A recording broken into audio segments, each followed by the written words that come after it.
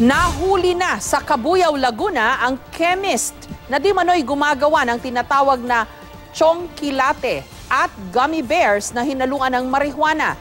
Samantala, ginagawa naman daw palaman sa stuffed toys ang shabu para madali itong maipuslit sa merkado. May report si John Consulta. Dahil sa puspusang kampanya kontra droga ng gobyerno, naging malikain na ang mga sindikato para maipusin sa merkado ang illegal na droga.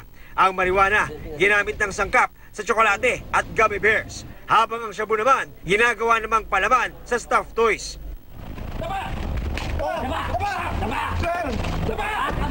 Sa operasyon ng Laguna Provincial Intelligence Branch, naaresto ang 5th year ECE graduating student na si Allen Ledesma, ang tinatawag na chemist o nagtitimpla ng marijuana liquid choco na isinasalin sa mga hulmahan at pinapatigas para maging marijuana chocolate candies na binansagang chongkilate. Na-recover kay Ledesma ang maliit na container na puno ng gummy bears na pininiwalaang may halong marijuana. Sa loob ng sasakyan ng suspect na nasa gilid lang ng eskwelahan, nabawi ang isang compact grinder ng marijuana, 5 wooden pipe, isang jar na puno ng pininiwalaang marijuana oil, 2 container ng marijuana gummy bear at 3 container ng mixed chocolate liquid na may halo na umanong marijuana.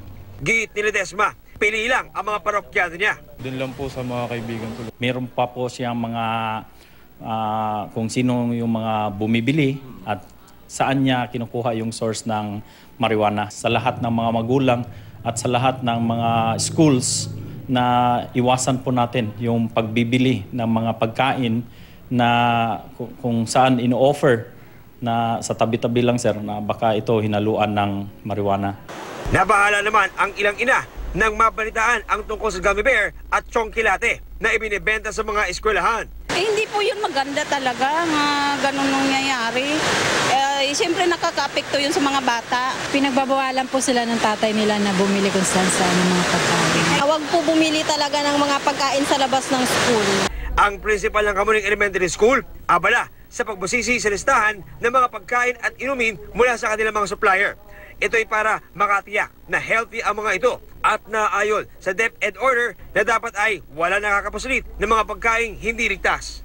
Kami kumukuha ng gummy bear, chocolate wala rin, kahit na candies bawal talaga. Ang Department of Health naman nakikipag-ugnayan na raw sa PIDEA.